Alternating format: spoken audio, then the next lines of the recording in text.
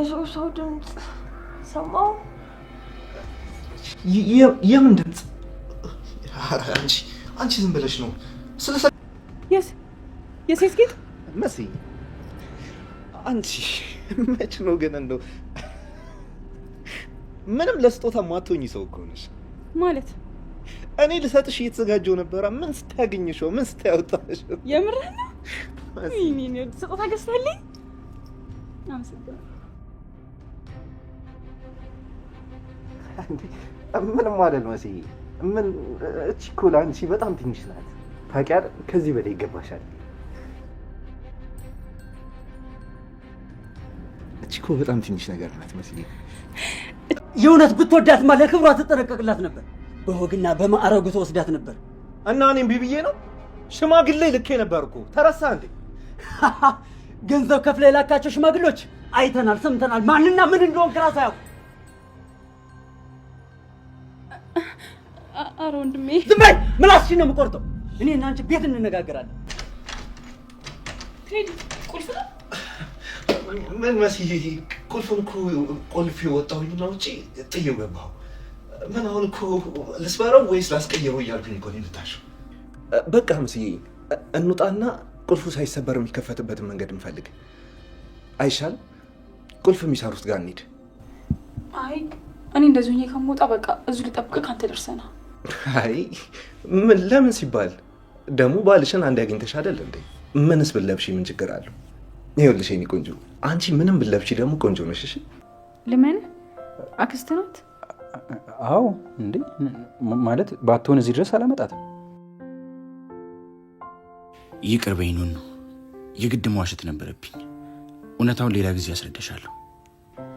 እሺ በቃ ይቅርታ።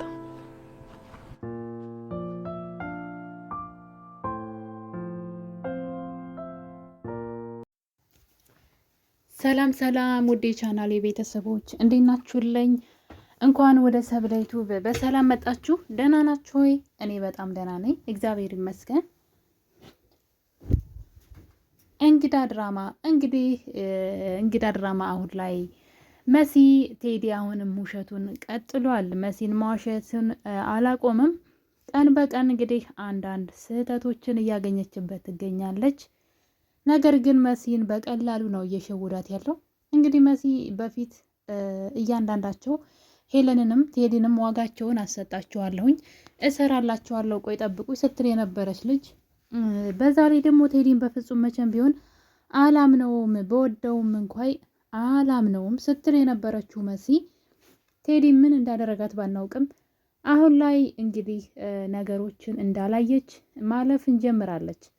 እንደምታስታውሱት እንግዲህ በዚህ ቀደም ክፍሎች ላይ በጣም ብዙ አይን ያወጣ ውሸት ማለት ነው፣ በደንብ የሚታይ የተደበቀ ሳይሆን በደንብ የሚታይ ጥፋቶችን እያየች እንዳላየች እያለፈች ነው።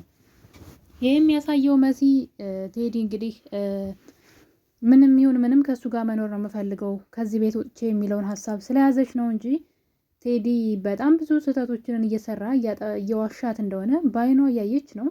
ምን እንደነካት ግን አናውቅም። እና እንግዲህ እንደለመደው ቴዲ እናትሽን እኔ ነኝ ያስፈታዋት ብሎ ይህን ነገር ከእናቷ አንደበት ሰምታ ነበረ። ነገር ግን በፍጹም እሱ አይደለም ስትላት መሲ ነው እንዴ ብላ ደንግጣ ነበር። ነገር ግን ችግር የለውም ቢሆንም ግን ወስኛለሁ አለች። አስቡት እንግዲህ ይህ ነገር እንግዲህ በዚህ እያለ ደግሞ በድጋሜ ሌላ ነገር ተፈጥሯል። መሲ ወደ ቴዲ ቤት ታመራለች። እናም እንግዲህ ሶፋ ላይ ቁጭ ብለው እያለ ነበረ ከተኛችበት ሶፋ ስር የሴት ጌጣጌጥ ያገኘችው።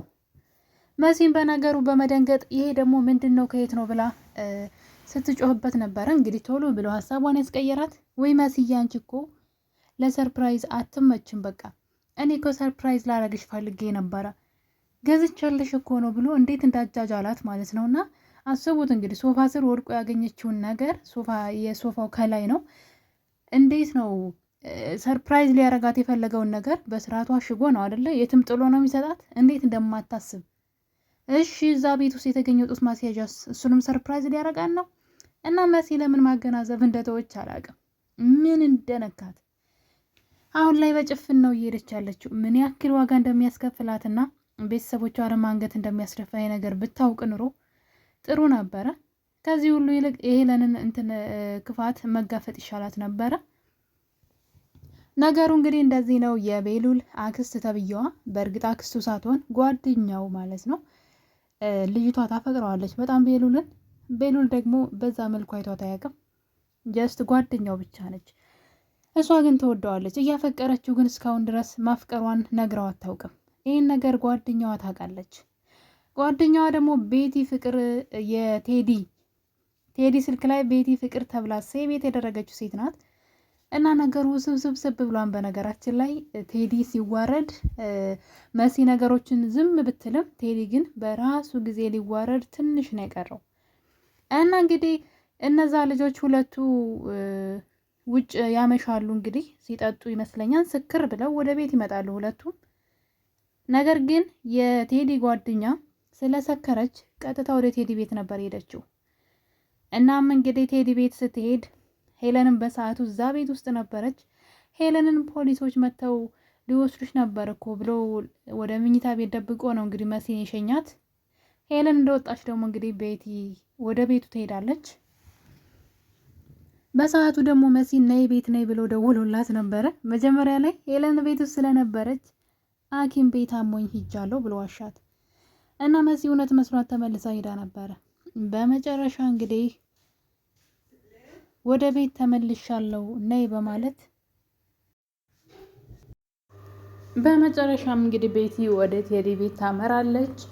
እናም ቤቲ ቤት እንግዲህ ቴዲ ቤት ሄዳ በጣም ሰክራ ስለነበረ መሬት ላይ ቁጭ ብላ እህቴ ትምጣና እተዋወቃታለሁ አልሄድም እያለች እያስቸገረች ባለችበት ሰዓት ነበረ ከሌላኛው ክላስ ነበር ድምጽ የሰማችው። የሆነ የታፈነ ሰው ድምጽ ሲጮ ቤቲ ትሰማለች። እና እንግዲህ ምንድነው የሚሰማኝ ድምጽ? የሆነ ሰው ድምጽ እየተሰማኝ ነው እዛ ክፍል ስትለው፣ እሱ ግን ቶሎ ብሎ አይ ጆሮሽ ነው፣ በዛ ላይ ሰክረሽ ስለሆነ የራስሽ ድምጽ ነው እየተሰማሽ ያለው የሌላ ሰው አይደለም በማለት እንግዲህ ቴዲ ቶሎ ብሎ ነገሩን ሲያስተባብል እያየን እንገኛለን። እና እንግዲህ የቴዲ ጉድ መሲ እዛ ቤት መሄዷና ምንም ቢሆን ቤተሰቦቿ ፈቃደኛ ባይሆኑም እንዲሁም ቴዲ ተንኮለኛ ቢሆንም እንኳን የመሲ እዛ ቤት መሄድ እዛ ቤት ለታገተው ሰው ትልቅ እድል ነው ብዬ አስባለሁ። ምክንያቱም ደግሞ ሰውየውን እንግዲህ ቴዲ በመድኃኒት ነው ዝም ብሎ እዛ ውስጥ ራሱን ስቶ ራሱን ሳያውቅ እንዲኖር እያደረገ ያለው በመድኃኒት ነው። መድኃኒት እየወጋ ምንም ነገር አያውቅም፣ ራሱን አያውቅም። ልክ አንዳንዴ ግን ይጮሃል ማለት ነው። እና እንግዲህ የቤሉል አባት ነው ብለን እናስባለን። ሌላ ማንም ሰው ሊሆን አይችልም። በእርግጠኝነት እዛ ውስጥ ታግቶ ያለው ሰው አቶ ቶማስ ሊሆን ይችላል የሚል ግምት አለና እርግጠኛ ባንሆንም፣ ምክንያቱም የአቶ ቶማስ አሟሟት ትንሽ እውነት የማይመስል ነገር አለ። በዛ ላይ ምንም አይነት ጥላት የለውም። ሄለን ናት እንግዲህ ብዙ ጊዜ ልትገለው ስትሞክር ያየነው እንጂ ሌላ ሰው ማንም ሊገለው የሚችል አካል የለም። በዛ ላይ እዚህ ቀደም ካስታወሳችሁ ቴዲ ናሆም በአካል አግኝቶት ነበርና አብረን ስራ እንድንሰራ እፈልጋለሁ ሲለው በጣም ጥሩ ናሆም እንኳን ወጥመዴ ውስጥ ገባህልኝ ሲል ነበረ። እንደምታዩት ቴዲ የተደበቀ ማንነት ያለው ተንኮለኛ ሰው ነው። ያ ማለት ደግሞ አቶ ቶማስን ምናልባት እዛ ውስጥ አግቶ ያስቀምጠው አቶ ቶማስን ነው ብዬ አስባለሁ። ናሆም ነው ብዬ አላምንም። ምክንያቱም ናሆም ቢጠፋ ወንድሙ ቤሉል ወይም ደግሞ አጎቱ ስለሆነ ቤሉል ለፖሊስ ያመለክታን ወንድም የጠፋ ብሎ። ነገር ግን ይሄ እንደዛ አይደለም። ስለዚህ አቶ ቶማስ ነው ብዬ አስባለሁ። የአቶ ቶማስ ሞት መጀመሪያውንም አልተዋጠልኝም ነበረ። እንግዲህ ቴዲ እዛኛው ክላስ የደበቀው ነገር ቤቲ እዛ ክላስ ድምጽ ሰምቻለሁ፣ በዛ በስካር ውስጥ ምናምን ቢሆን እዛኛው ክላስ የሆነ ድምጽ ሰምቻለሁ ስትል ነበር። ያ ማለት እንግዲህ መሲም ደግሞ እዛ ቤት ይሄን ጉድ መስማቷ የማይቀር ነው ቆየት እያለች። እናም በመጨረሻ እንግዲህ ቤቲ እዛ ቤት ሆና እያለ ነበር መሲ የመጣችው። እናም መሲን ልጅቷን ክላስ ውስጥ እንደለመደው አስገብቶ መሲን የምኝታ ቤቱን ቁልፍ ጥየዋለሁ መንገድ ላይ፣ ስለዚህ ውጭ እንውጣና ቁልፍ ይዘን እንምጣ፣ አዲስ እናስቀይር ወይም ደግሞ እንሰብረዋለን እያለ መሲ ደክሞኛል እዚህ ልቆይ ሂድ ብትለውም እሱ ግን አይሆንም ነይ መሄድ አለብን ብሎ እንግዲህ ጅል ስለሆነች ነው እንጂ እያንዳንዱ የሚያደርገው ነገር የሚሰራውን ስራ መመልከት ብትችል በጣም ተንኮልና ውሸት እንደሆነ ታውቅ ነበር። እኔ መሲ ምን እንዳፈዘዛት አላውቅም። ቴዲ የሆነ ነገር ያደረጋት ይመስለኛል። እያየች እንዳላየች እየሆነች ነው። እናም በመጨረሻ እንግዲህ ቤቲም ወታ ትሄዳለች፣ መሲም ወደዛ ቤት ትመለሳለች ማለት ነው። እናም በዚህ መሀል እያሉ ነበር እንግዲህ ወንድሟ ይህን ነገር ይሰማል። ወንድም መከታ የሆነው እንግዲህ መኩ እሱ ቤት እንደሄደች ሲሰማ በሮ ነበር እንግዲህ ኑናያትን ይዞ ወደ ቤቱ ያመራው ማለት ነው። እናም በጣም ያናደደኝ ነገር ደግሞ እዚህ ጋር ምንድን ነው ቴዲ ምን ያክል መጥፎ ሰው እንደሆነ ለእነሱ ቤት ንቀት እንዳለው የምታውቁት። እንዴት እንደዚህ ታደርጋለህ? ክብር የሚባል ነገር እኮ አለ ሲለው የትኛው ክብር ብሎ ሳቀበት ማለት አላገጠበት። አስቡ እንግዲህ ምን ያክል መጥፎ ሰው እንደሆነ። በዛ ላይ አይንዬን ያገታት ደግሞ እሱ ነው። ይህን ነገር እንግዲህ አይንዬ በጫማው ትለየዋለች ብዬ አስባለሁኝ። እናም የቴዲ ማንነት አሁን ላይ ግልጥልጥ እያለ እየወጣ ነው። መሲ ግን አላየውም አልሰማውም እያለች ነው። የቴዲ ፍቅረኛ ተብዬዋ ቤቲ ማለት ነው እዛ ቤት እያለች የእጇን ጌጣጌጥ አውልቃ ሶፋ ላይ ጥላው ነበረ። በጣም ሲያስቸግራት ማለት ነው አውልቃ ጥላው ነበርና በመጨረሻ ረስታው ሄዳለች። ቴዲ ደግሞ እኔ ነኝ የገዛውልሽ አንቺ እኮ ለሰርፕራይዝ አትመችም መስዬ ብሎ እንግዲህ ቴዲ ያንቺ ነው ብሎ ሰጥቷታል። እዚህ ጋር ነው የቴዲ ውርዴት። እንግዲህ ልጅቷ በመጨረሻ የሄደችው እነ ቤሉሉ ቤት ነው፣ የቴዲ ፍቅረኛ ቤቲ ማለት ነው። መሲም ደግሞ ወንድሟ መጥቶ አንጠልጥሎ ወደ ቤት ይዟት ሄዷል። ሁለቱ እዛ ቤት ይገናኛሉ። መሲ ጌጡን እጇ ላይ አድርገዋለች እና እንግዲህ ሁለቱ መንገድ ላይ ካልተላለፉ በስተቀረ የቤቲ ጌጥ መሲ እጇ ላይ ስላደረገችው የቴዲ ጉድ ሊወጣ ይችላል ብዬ አስባለሁ። በእርግጠኝነት በእሷ በኩል ነው ይሄ እሱ ተንኮልና ክፋቶቹ ሊደረስበት የሚችለው። እና አሁን ላይ 3 ሴቶች እንግዲህ በህይወት ውስጥ አሉ። ሄለንንም አላራቃትም። ሄለን ትፈልገዋለች። አሁንም ከእሷ ስር የሚጠፋ ስለማይመስላት የኔ ውሻ ነህ እያለች እንግዲህ በዛ ላይ የጋራ የሆነ ልጅ አላቸው። ኑናያት የሁለቱ ልጅ ናት። ቴዲን ነገር የሚያውቅ አይመስለኝም። ነገር ግን ቴዲ ማለት በጣም ከሄለን የባሰ መጥፎ ሰው ነው ማለት ይቻላል ማለት ነው። በመጨረሻም እንግዲህ መኩ ሄዶ እህቱን ከዛ ቤት ይዟት ወጥቷል ማለት ነው። ነገር ግን መሲ በፍጹም ከቴዲ ቤት መውጣት የለባትም ብዬ ነው የማስበው። ምክንያቱም እዛ ቤት በጣም ብዙ ሚስጥር አለ። በተለይ ደግሞ እዛ ክላስ ውስጥ የተዘጋበት ሰው ማንነት መታወቅ አለበት። ከቶማስ ውጭ እርግጠኛ ነኝ ማንም ሊሆን አይችልም። ያው የአዶናይ አባትም እንግዲህ ስትገለው ሄለን በአይናችን በብረቱ አይተናል። ሬሳውም ተገኝቷል፣ ተገሎ ተጥሎ ተገኝቷል። እና ስለዚህ ማን ሊሆን ይችላል? ከአቶ ቶማስ ውጭ ማን ሊሆን ይችላል? ደስ የሚለው ነገር ግን አቶ ቶማስ የሄለን ማንነት ቆሻሻ ማንነትን እንግዲህ ሳያውቅ ሞተ እያልን ነበረ። በተወሰነ መልኩ ቢያውቅም ግን በተወሰነ መልኩ በእርግጥ ያውቃል ምን አይነት ሴት እንደነበረች። እሷ ደብቃ ማንነቷን ወደሱ ህይወት ብትመጣም እሱ ግን ስለ እሷ ጠንቅቆ ያውቃል። ይህን ደግሞ እንግዲህ በጻፈው ማስታወሻ ላይ ማየት ችለናል ማለት ነው። እና እንግዲህ አሁን ላይ መሲ ትልቅ ፈተና ገጥሟታል። ቴዲን ለምን እንደዚህ በጭፍን ማመን እንደፈለገች ግራ የሚያጋባ ነገር ነው። ፍቅር ነው ብዬ አይደለም፣ የሆነ ነገር አድርጓት እንዳይሆን ብዬ ፈራሁኝ። ምክንያቱም እሱ በጣም ተንኮለኛ ሰው ነው። እና የኔ ውድ ቤተሰቦች እንግዲህ እንግዳ ድራማ በጣም ብዙ ነገሮች እውነቶች ሊወጡ እያሉ ይገኛሉ ማለት ነው። ሄለንም እንግዲህ ቤቱን በስሟ ለማድረግ እየተጣጣረች ትገኛለች።